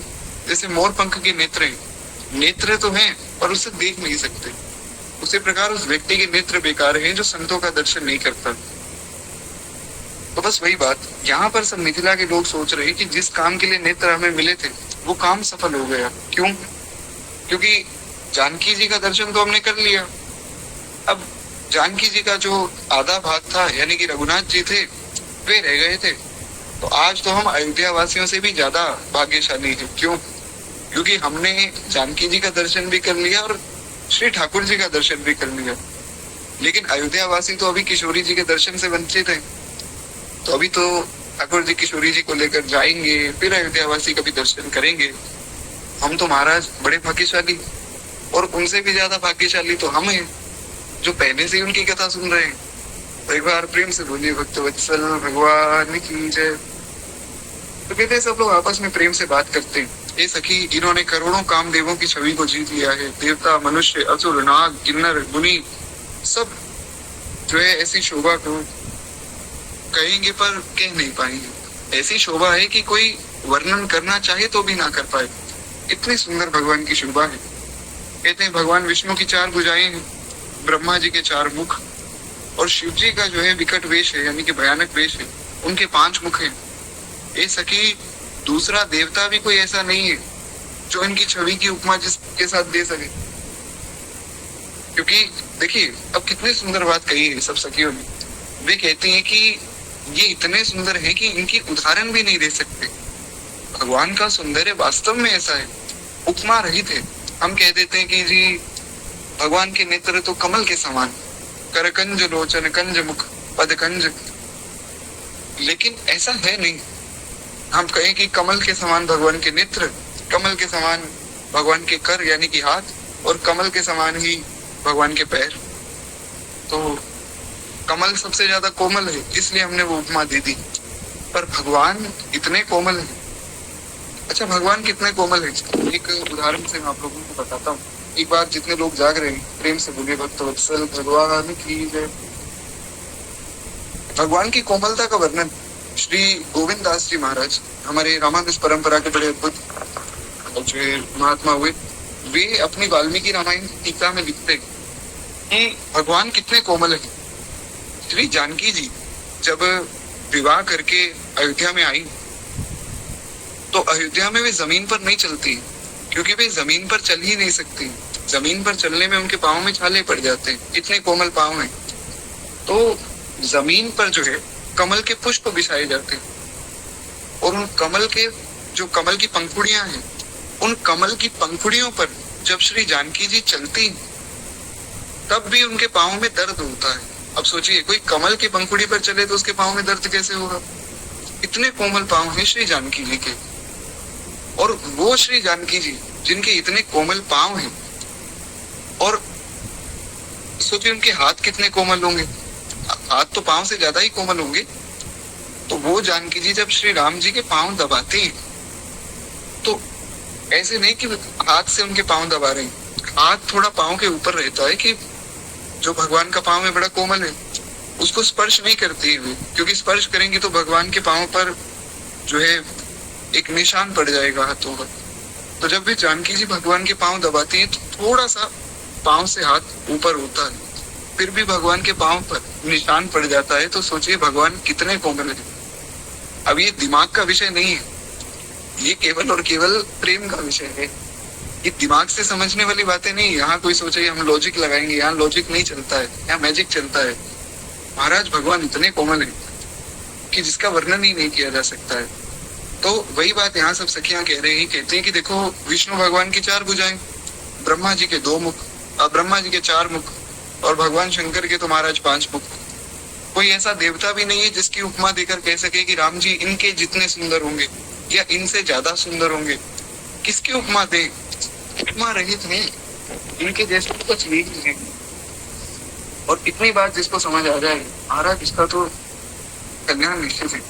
जैसे इनकी किशोर अवस्था, ये सुंदरता के घर ही सांवले और गोरे रंग से दोनों ही बड़े सुसज्जित हो रहे हैं महाराज। कहते हैं इनके अंग अंग पर करोड़ों अरबों कामदेव जो है न्यौछावर कर देनी चाहिए। हे सखी, कहो तो ऐसा कौन शरीरधारी होगा जो इस रूप को देखकर मोहित ना हो जाए। जी बिल्कुल, शंकर जी के जो है 5 मुख, 10 भुजाएं, ऐसा शास्त्रों में वर्णन मिलता है। तो सखियां कहते हैं कि ऐसा कौन होगा जो इनको देखकर मोहित ना हो जाए। ओ सप्रेम बोली मृदुबानी, जो मैं सुना सो सुनहु सयानी। तो अब जो है सखियां आपस में चर्चा कर रही कि ये है कौन, कहाँ से आए। और जैसा कि हमने पहले ही इस पर चर्चा कर ली, तो पुनः जो है उसमें विस्तार करने की आवश्यकता नहीं। मैं एकदम शॉर्ट में आपको बता देता हूँ। सब सखियां यहाँ चर्चा कर रही है कि देखो ये दशरथ जी के पुत्र हैं, यहाँ पर जो है श्री विश्वामित्र जी के कार्य से आए थे, और विश्वामित्र जी का कार्य हो गया तो विश्वामित्र जी उन्हें यहाँ धनुष यज्ञ दिखाने ले आए। तो दूसरी सखी ने पूछा कि क्या धनुष यज्ञ में ये भी भाग लेंगे। तो आपस में चर्चा चली कि अगर ये भाग ले तो अच्छा है, धनुष इनके हाथ से ही टूट जाए। अच्छा देखिए, एक बात ये कि शर्त ये है कि कोई धनुष को उठाए और प्रत्यंचा चढ़ा दे। लेकिन यहाँ पर ये सखियां ये बात नहीं कर रही कि ये धनुष को उठा लें, प्रत्यंचा चढ़ा दें। ये सखियां बात कर रही हैं कि भगवान करे धनुष उठाएं और तोड़ दें। क्यों? क्योंकि अब पता नहीं धनुष उठाएंगे, प्रत्यंचा चढ़ाएंगे, फिर भी जनक जी माने ना माने, कहीं भाई इतना कोमल बालक है, जानकी जी का विवाह इससे कैसे कर दूं। तो मैं तो कहती हूँ धनुष को उठाकर तोड़ दें, ताकि कोई प्रश्न ही ना रहे। और दास के मन में ऐसा अनुभव होता है कि इन सखियों के मन के भाव को रखने के लिए भगवान ने धनुष को तोड़ा। भगवान धनुष को उठाकर प्रत्यंचा ही चढ़ा रहे थे, पर उन्हें याद आ गया कि भाई जानकी जी की सखियों ने ऐसा सब भाव किया है, तो भगवान ने धनुष को तोड़ दिया भक्तों के भाव को रखने के लिए।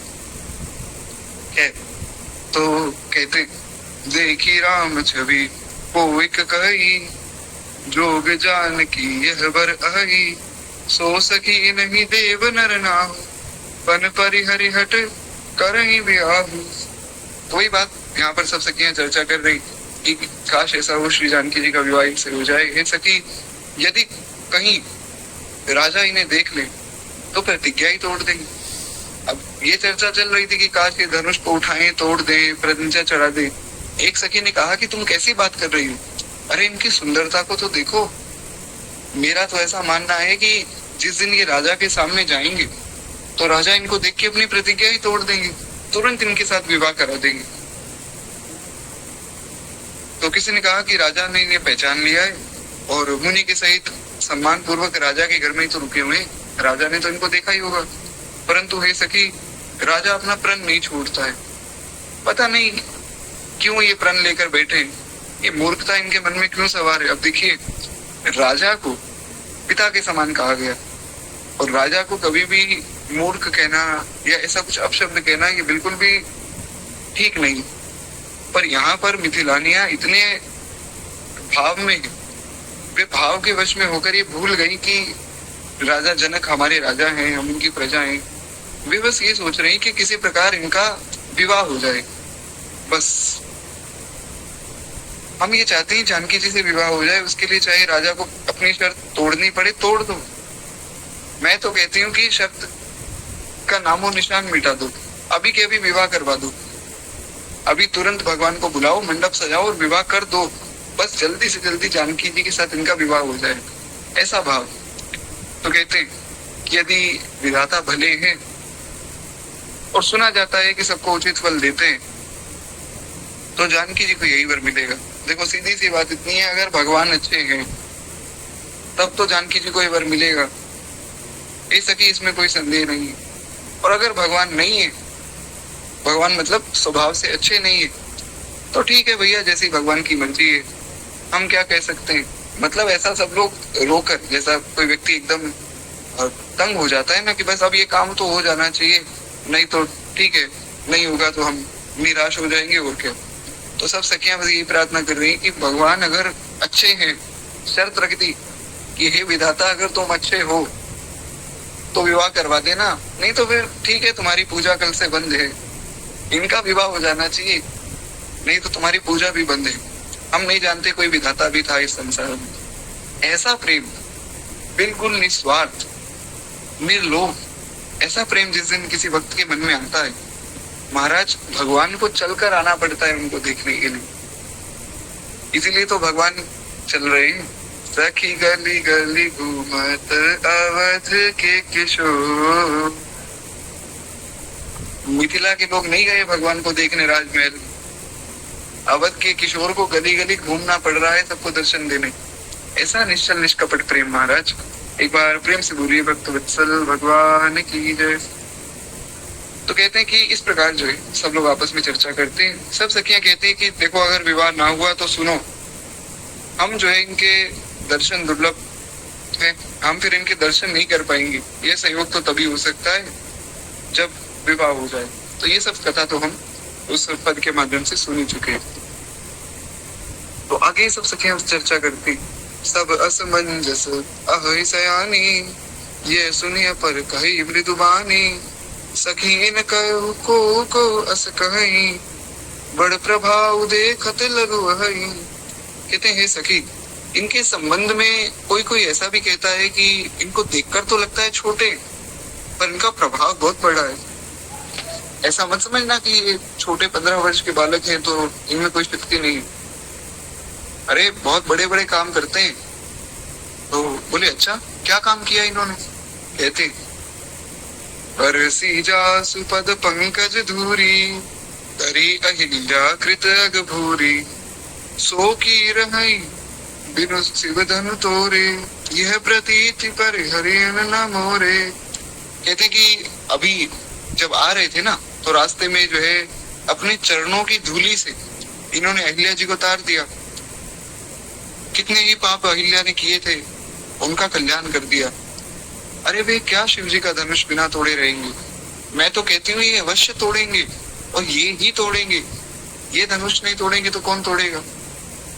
तो अब जो है एक ही साधन है कि विश्वास को भूलकर भी मत छोड़ो। मन में विश्वास रखो कि ये धनुष तोड़ देंगे और इनका विवाह हो जाएगा। जिस ब्रह्मा ने सीता को संवार कर रचा है, उन्हीं ब्रह्मा ने इनको रचा है। अब देखिए सखियां बेचारी बड़ी भोली, वे ये नहीं जानती है कि भगवान है और जानकी जी जो है जगत जननी पराम्बा है। वे तो आपस में चर्चा कर रही कि देखो जिस भगवान ने इनको बनाया वही भगवान ने जानकी जी को बनाया, कुछ सोच समझ कर ही दोनों को बनाया होगा। अब ये ऐसा भी नहीं समझना है कि सखियों को पता नहीं कि भगवान है, क्योंकि नित्य लीला में ये सब सखियां, चंद्र कला जी, श्री चारुशीला जी आदि सब सखियां भगवान की नित्य सेवा में रहती। यहाँ पर केवल लीला चल रही, एक उनका भोलापन दिखाया जा रहा है, एक मासूम व्यक्ति कैसे चर्चा करता है वो दिखाया जा रहा है। तो कहते हैं कि उनके वचन सुनकर सब बड़े हर्षित हुए और अपनी वाणी से कहने लगे कि बस ऐसा ही हो जाए, इनका विवाह हो जाए, हम बड़े प्रसन्न हो जाएंगे। अब इतने में महाराज दोनों भाई जो है नगर के पूर्व की ओर आएंगे, जहाँ धनुष यज्ञ के लिए रंगमंच बनाया गया था और बहुत लंबा चौड़ा सुंदर वहाँ वो मंच बनाया गया था। पका हुआ आंगन था और जिसका सुंदर और निर्मल वेदी जिसमें सजाई गई थी। अब देखिए हमें यहाँ विवाह की कथा सुननी और कल भगवान का विवाह भी करवाना है। तो ये जो मंच का वर्णन है ये सुन के कोई बहुत ज्यादा विशेष लाभ हमें होने नहीं वाला है। तो मैं एक बार पढ़ देता हूँ और एक बार आप लोग सुन लीजिए, पर इस पर विस्तार में कोई बहुत चर्चा हम लोग नहीं करेंगे, क्योंकि हम 2 बार मानस जी की कथा कर चुके। प्रभु कृपा से दोनों बार ही इस पर भी चर्चा हो चुकी विस्तार में। तो अब यहाँ ज्यादा विस्तार नहीं करेंगे, यहाँ केवल हम सरलार्थ सुनकर फिर आगे बढ़ेंगे। खैर एक बार प्रेम से बोलिए भक्त वत्सल भगवान की जय। बस केवल 10-15 मिनट और बने रहिए। उसके बाद वाले को हम लोग विश्राम देंगे। कहते हैं चारों ओर से सोने के बड़े बड़े मंच बनाए गए थे जिन पर राजा लोग बैठेंगे, और उनके समीप ही चारों ओर दूसरे मंच मंडल भी बनाए गए थे। पहले तो जो है सोने के मंच बनाए गए, फिर जो है उनके पीछे और भी मंच बनाए गए जहां पर अन्य लोग बैठेंगे। पहले राजा बैठेंगे, फिर ब्राह्मण बैठेंगे, मतलब सबसे आगे आगे ब्राह्मण और राजा सब बैठेंगे, बड़े बड़े लोग। फिर जो है पीछे सब अन्य लोग बैठेंगे। छोटे बच्चों के लिए अलग स्थान बनाया गया, स्त्रियों के लिए अलग स्थान बनाया गया। अब स्त्रियां पुरुषों में थोड़ी बैठेंगी, तो सबके लिए इस प्रकार से स्थान बनाया गया है कि जो मुख्य वो मंच है जहां पर यज्ञ की वेदी है, जहां पर धनुष यज्ञ होना है, वो सबको अच्छे से दिखाई दे। ऐसा ना हो कि पीछे बैठा व्यक्ति कहे कि मुझे तो दिखाई नहीं दे रहा है। तो इस प्रकार की सुंदर व्यवस्था है कि स्त्रियां अलग से बैठेंगी, बच्चे अलग बैठेंगे, पुरुष अलग बैठेंगे, और जैसा जो यथा योग्य सबको स्थान मिलेगा, सबको वहां पर यज्ञ वेदी का दर्शन होगा। कहते हैं नगर के बालक कोमल वचन कहकर आदर पूर्वक श्री राम जी को रचना दिखाते हैं। हमने सुना था कि छोटे छोटे बालक जो है वो भगवान को घेर कर भगवान के साथ चल रहे हैं, तो वो बच्चे भगवान को यहाँ ले आए और अब वो भगवान को दिखा रहे हैं कि देखो यहाँ पर जो है यज्ञ होगा, यहाँ पर सब राजा लोग बैठेंगे, यहाँ पर ब्राह्मण लोग बैठेंगे, यहाँ पर जो है सब बड़े बड़े आचार्य जन बैठेंगे, यहाँ पर स्त्रियां बैठेंगी, यहाँ बच्चे बैठेंगे। इस प्रकार सब बालक जो है भगवान को दिखा रहे हैं। बच्चों के मन में बड़ा हर्ष है। अब बच्चे खुद चाहते हैं कि ये हमसे दूर ना हो, इतने सुंदर है। हालांकि बच्चे जानते नहीं कौन है, कहाँ से आए, वे बस चाहते हैं कि हमसे दूर ना हो। ऐसा सहज प्रेम उन बालकों के मन में। भगवान बड़े प्रसन्न हो रहे हैं उनका भाव देख के। कहते हैं सब बालक इसी बहाने प्रेम वश होकर श्री राम जी के मनोहर अंगों को छू रहे हैं। कोई किसी बहाने से भगवान के हाथ को छू लेता है, कोई किसी बहाने से भगवान के मुख को छू लेता है, कोई किसी बहाने से भगवान के पाँव को छू लेता है। तो भगवान के अंगों को छूकर बड़े प्रसन्न हो रहे हैं, क्योंकि भगवान के अंग बड़े कोमल है। कोई एक बार स्पर्श करे तो बड़ा आनंद आता है। तो इसलिए बार बार भगवान के अंगों को छूने के बहाने वे लोग उन्हें रंगमंच भी दिखा रहे हैं। कहते हैं श्री राम जी ने सब बालकों को प्रेम वश जानकर और सबकी जो है सुंदर प्रशंसा की, मतलब जितने वहां स्थान बने थे उन स्थानों की, कि हाँ ये मंच भी अच्छा है, ये बैठने की व्यवस्था भी अच्छी है, जहाँ यज्ञ होगा वो स्थान भी अच्छा है। तो सब स्थान बहुत अच्छे बनाए गए। और लक्ष्मण जी को दिखा रहे हैं कि लक्ष्मण देखो देखो कितना सुंदर स्थान है। लक्ष्मण जी ने कहा कि भैया मैं जानता हूँ, अंदर की बात तो ये है कि आप यहाँ जानकी जी को ढूंढने आए हो, जानकी जी आपको मिल नहीं रही है, तो इस स्थान को सुंदर कह रहे हो कि किसी बहाने क्या पता जानकी जी आ जाएं, तो हम तुरंत वहां भाग कर उनका दर्शन कर लें।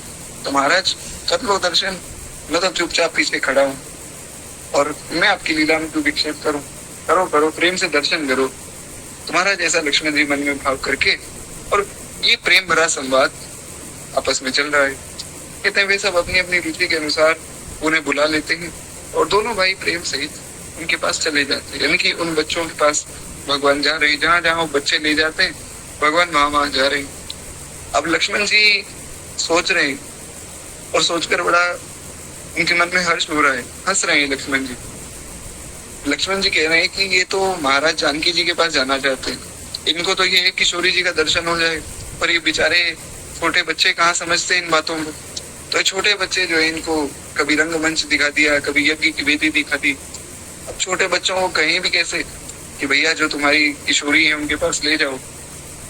तो अब बेचारे राम जी तो फंस गए और चुपचाप उनके पीछे पीछे चलते जा रहे हैं। बड़ी अद्भुत लीला है। कहते हैं कोमल मधुर और मनोहर वचन कहकर श्री राम जी जो है अपने छोटे भाई लक्ष्मण को रचना दिखाते हैं, जिनकी आज्ञा पाकर माया जो है निमिष मात्र में ब्रह्मांड की रचना कर देती है। वो भगवान आज इस रचना को देखकर प्रसन्न हो रहे। सोचिए क्या अद्भुत कौतुक है। कहते हैं इस प्रकार सब कौतुक करने के बाद वे जो है गुरुदेव के पास वापस आए। देर हुई ये जानकर उनके मन में डर है। राम जी ने कहा था कि नगर दिखाई तुरंत ले आओ, लेकिन यहाँ तो बहुत देर हो गई महाराज, रात हो गई। हमने सुना था कि 3 घंटे रह गए थे रात होने में, तो अब यहाँ शाम हो गई है और भगवान ने कहा था मैं जल्दी ले आऊंगा, लेकिन शाम तो हो गई। अब भगवान के मन में बड़ा डर है। अब सोचिए गोस्वामी जी कितनी प्यारी बात कहते हैं, जासु त्रास डर कहूँ डर होई, भजन प्रभाव दिखावत सोई। अब देखिए भजन का कितना सुंदर प्रभाव है कि जिनके भय से भय भी भयभीत हो जाता है, जिनके डर से काल थर थर कांपने लग जाता है, जो भगवान एक बार आंख उठा दे महाप्रलय हो जाता है, वो भगवान अपने गुरुदेव से डर रहे हैं। क्यों? क्योंकि गुरुदेव के पास भजन की शक्ति है। बड़ी सुंदर बात पूज्य श्री प्रेमानंद बाबा कहते हैं कि तुम बाजी जीत चुके हो, तुम मन में विश्वास रखो। अब भगवान स्वयं आकर भी कह देना कि तुम्हारा कल्याण नहीं होगा तो नहीं मानना है। विश्वास, श्री गोस्वामी जी ने तो एक ही शब्द में सारी बातें कह दी। गोस्वामी जी ने कहा कि भैया इतना समझ लो, बिनु विश्वास भगति नहीं और तेई बिन द्रवहु न राम। अगर भगवान को पाना है तो विश्वास करना पड़ेगा।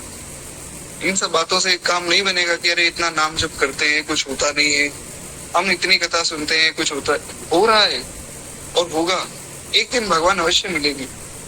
भगवान तो मिले मिलाए, बस देर है तो हमारे आंखों पे से जो ये माया का पर्दा है हटने। इसलिए नाम जप पे खूब विश्वास हो, भगवान की कथा पे खूब विश्वास हो, कल्याण तो होगा ही होगा, निश्चित रूप से होगा। क्या एक बार प्रेम से बोलिए भक्त वत्सल भगवान की जय। तो कहते हैं कि जिनके डर से डर भी भयभीत हो जाता है, वे भगवान आज अपने गुरुदेव से डरते हैं। और उन्होंने कोमल और मधुर सुंदर बातें कह कहकर बालकों को जबरदस्ती विदा किया।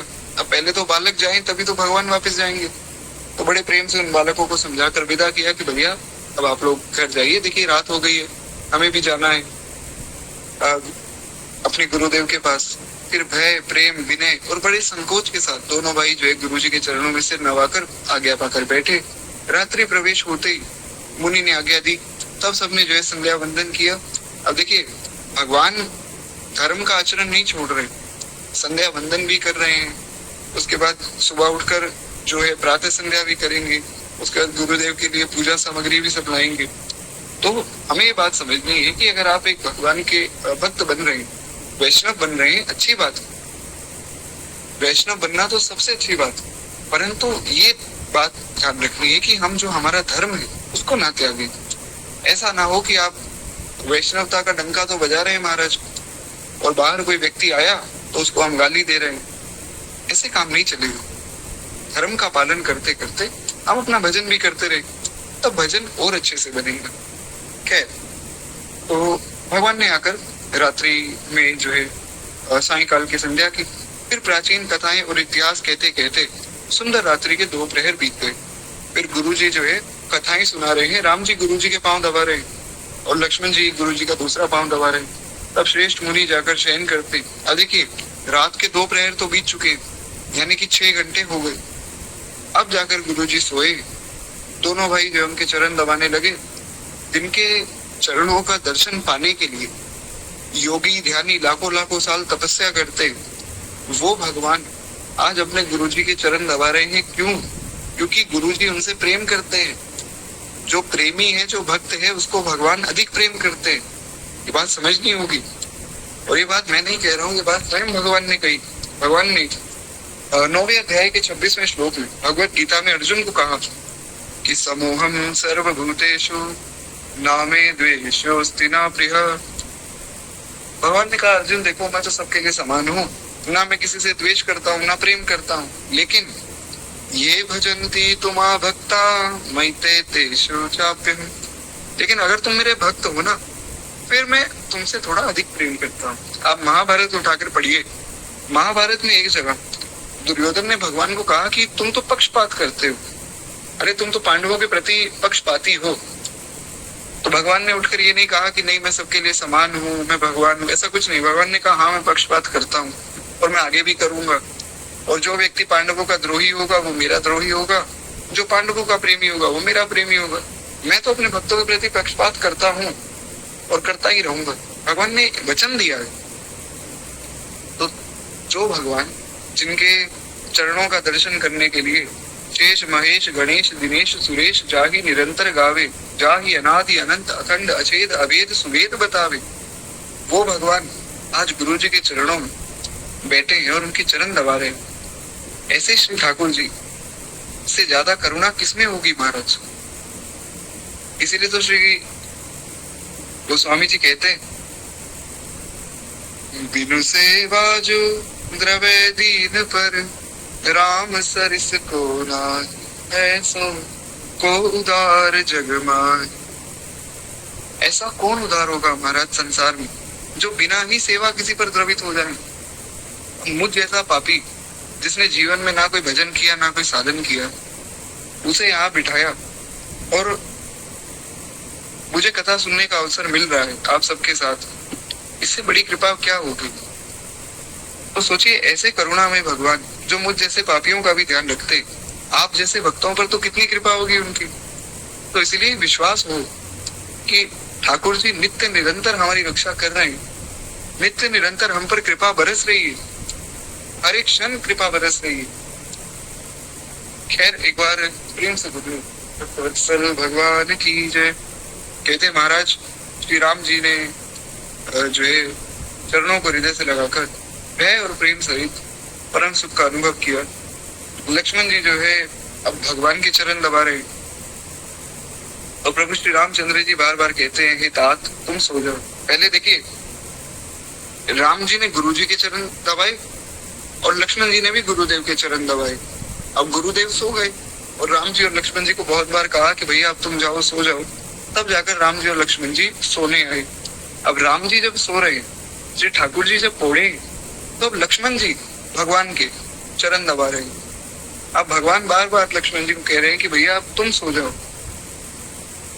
तो अंत में कहीं जाकर रात्रि के तीसरे प्रहर में कुछ एक क्षण के लिए लक्ष्मण जी लेटते हैं। लक्ष्मण जी सोए नहीं, केवल लेटे। रात बीतने पर मुर्गे का शब्द कानों से सुनकर लक्ष्मण जी उठे।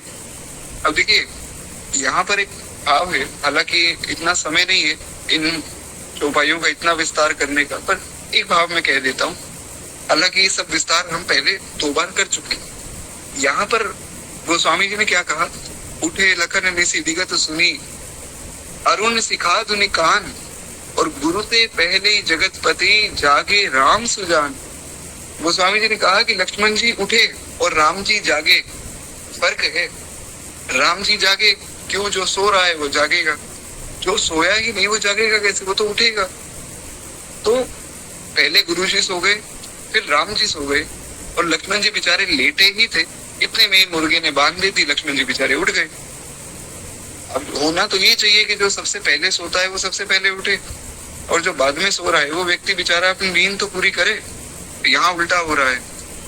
कहते हैं कि महाराज पहले गुरु जी सोए, फिर राम जी सोए, लक्ष्मण जी जैसे ही लेटे तो लक्ष्मण जी को उठना पड़ा।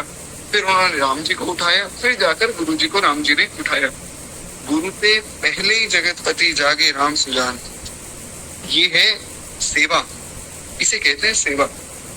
सेवा का अर्थ ये नहीं है कि महाराज इंस्टाग्राम पे हमने रील बना दी कि आज तो हमने ठाकुर जी को ये कपड़े पहनाए और ये वाला केक ले आए थे, भोग लगा दिया। ऐसा, इसे सेवा नहीं कहते।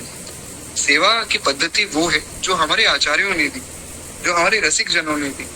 सेवा उसी प्रकार से की जाए, तब वास्तव में फिर भगवान आपके साथ खेलने भी लग जाते हैं। खैर एक बार प्रेम से बोलिए श्री लक्ष्मण जी महाराज की जय।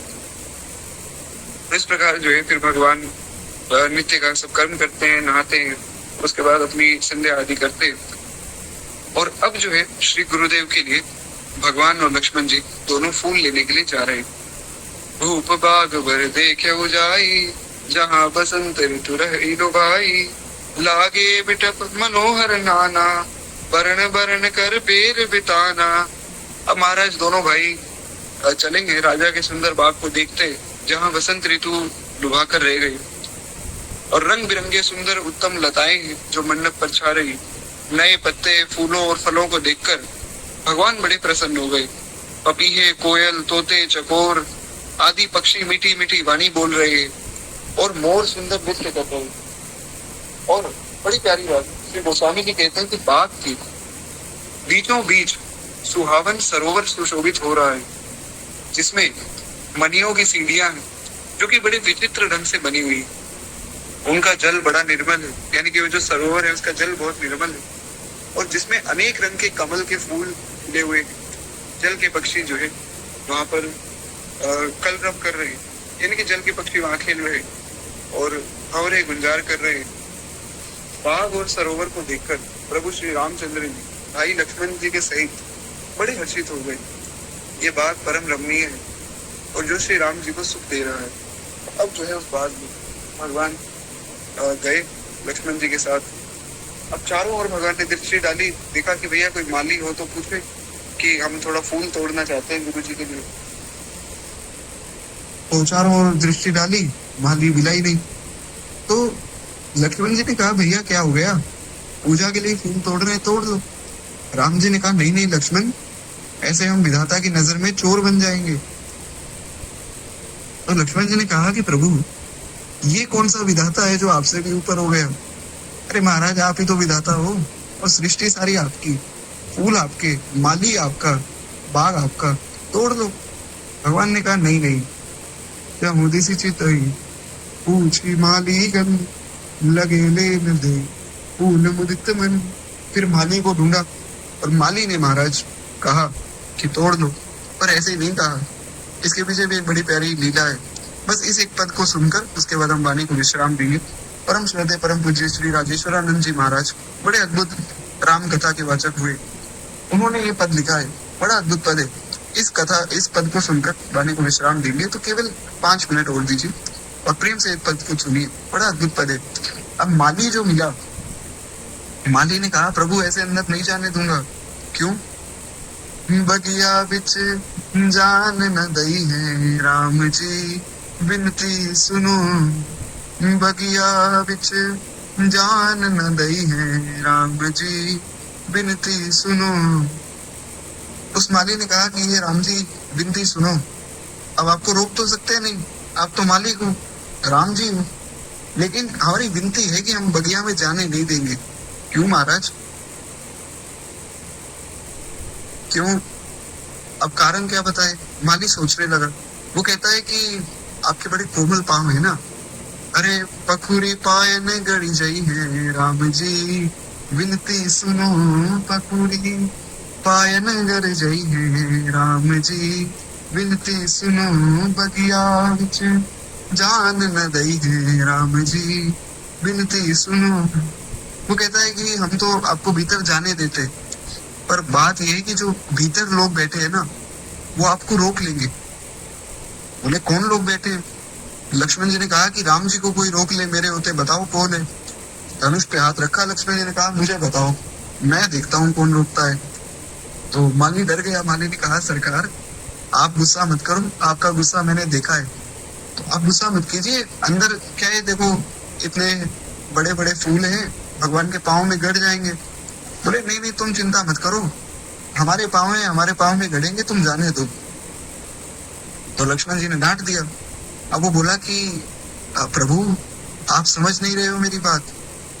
अरे आपका मुख सुंदर कमल के फूल के समान है।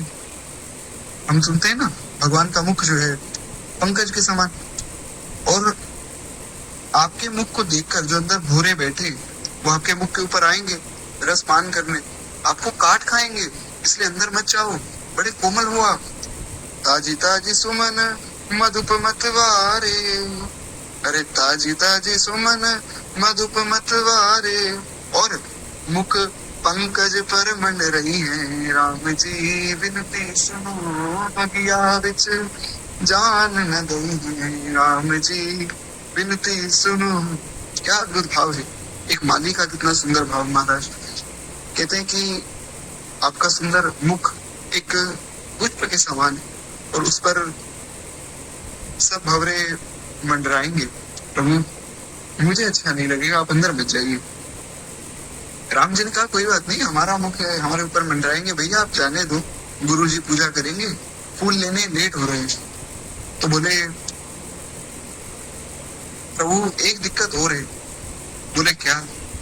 बोले भगवान आप अभी आए और रास्ते में आपने अहिल्या जी का उद्धार किया। अहिल्या जी तो पत्थर की थी और मेरा बगीचा तो बड़ा कोमल है, फूलों से बना है। कहीं पता लगे आप अंदर गए और बगीचा ही गायब हो जाए, फिर मैं क्या करूंगा? चरण छुअत उड़ गई शिला प्रभु, चरण छुअत उड़ गई शिला प्रभु, कर छुअत बिटप उड़ गई है राम जी विनती सुनो। अरे महाराज, जिनके चरणों को छूने से शिला नारी बन गई, अगर वो अपने हाथों से महाराज किसी पेड़ पौधे को छू देंगे तो पेड़ पौधे तो उड़ जाएंगे। अरे कर छुअत बिटप उड़ जाई है राम जी विनती सुनो, बगिया विच जान न दई है राम जी विनती सुनो। राम जी ने कहा कोई बात नहीं, तुम निश्चिंत रहो, मैं तुम्हारे ऊपर हाथ रख के कहता हूँ कि कुछ भी नहीं होगा। कहते कि सरसोपन शिलापद परसत, सरसोपन शिलापद परसत, प्रभु सब नारी बन जाई है राम जी विनती सुनो। बोले कि प्रभु, आपके छूने से अगर सारे पेड़ पौधे नारी बन गए तो जो घर में नारी बैठी वो तो मुझे खा जाएंगी, क्या जवाब दूंगा मैं? पर चलो उनको जैसे तैसे समझा लूंगा, करूंगा क्या, भोजन किससे करूंगा, इसी से पेट भरता हूँ। इसीलिए बगिया विच जान न दई राम जी विनती सुनो, बगिया विच जान न दई राम जी विनती सुनो। राम जी ने कहा कि भैया तुमने इतने कारण गिना दिए ना जाने के, अरे जाने का कोई रास्ता है या नहीं है ये बता दो। बोले हाँ, एक रास्ता है, एक उपाय है आपके पास, अगर आप वो उपाय कर लो फिर आप अंदर आराम से जा सकते हो। राम जी ने कहा बताओ बताओ, वो उपाय हम करेंगे। तो अब महाराज वो माली जो है, पहले तो माली झुक कर खड़ा था, अब महाराज माली के कंधे छोड़े हुए और भगवान को अब वो आज्ञा दे रहा है। देखिए किशोरी जी का संबंध इतना मजबूत है, किशोरी जी के संबंध से वो भगवान को आज्ञा दे रहा है। ये है श्री किशोरी जी से संबंध जोड़ने का परिणाम। वो कहता है जब बोलोगे सियाजू की जय, जब बोलोगे सियाजू की जय, तब ही प्रभु प्रवेश पई है राम जी विनती सुनो, तब ही प्रभु प्रवेश पई है राम जी विनती सुनो, बगिया बिच जान न दई है राम जी विनती सुनो, बगिया बिच जान न दई है राम जी विनती सुनो। तो महाराज राम जी को उसने कहा कि भैया जब तक सियाजू की जय नहीं बोलोगे ना अंदर नहीं जाने देंगे। राम जी ने लक्ष्मण जी की तरफ देखा, बोले हम सियाजू की जय बोले। लक्ष्मण जी बोले भैया मन ही मन तो बोलते रहते हो, मन ही मन तो जयकार करते ही रहते हो बारंबार, एक बार बाहर से कर दो, फूल ले आएंगे, गुरु जी पूजा कर लेंगे। अब तो महाराज जो भगवान ने जयकार की है, जनक नंदिनी श्री जानकी महारानी की जय। अब तो महाराज श्री सियाजू ही हो गए। राम रघुवर की प्राण प्रिया, भजोरे मन सिया सिया, राम रघुवर की प्राण प्रिया, भजोरे मन सिया सिया, सिया सिया भजो सिया सिया, सिया सिया भजो सिया सिया, राम रघुवर की प्राण प्रिया, भजोरे मन सिया सिया, राम रघुवर की प्राण प्रिया, भजोरे मन सिया सिया।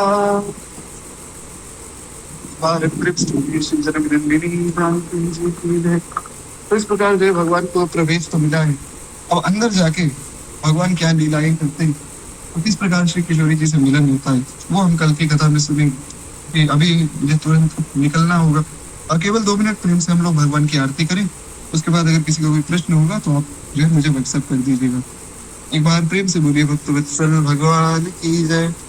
आरती श्री रामायण जी की, कीर्ति कदित ललित सिंहपी की, आरती श्री रामायण जी की, कीर्ति कलित ललित सिंहपी की। गावत ब्रह्मादिक मुनि नारद, वाल्मीक विज्ञान विशारद, सुख सनकादिक शेष अरु सारद, भरणी पवन सुत कीर्ति। आरती श्री रामायण जी की, कीर्ति कलित ललित सिंहपी की, गावत वेद पुराण अष्टदश धर्मशास्त्र सब ग्रंथन को रस मुनि जन धन संतर को